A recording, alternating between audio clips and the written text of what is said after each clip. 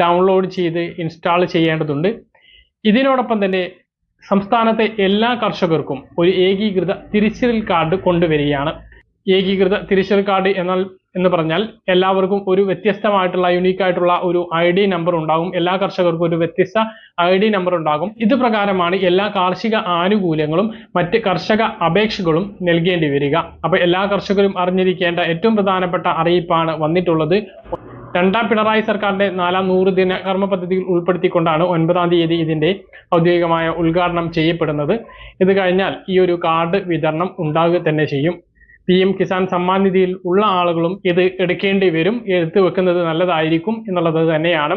ഇതിന്റെ വിശദവിവരങ്ങൾ കാർഡുമായി ബന്ധപ്പെട്ട് കൂടുതൽ വിശദവിവരങ്ങൾ എത്തേണ്ടതുണ്ട്. അത് എത്തുന്ന സമയത്ത് കൃത്യമായിട്ട് നിങ്ങളെ അറിയിക്കുന്നതാണ്.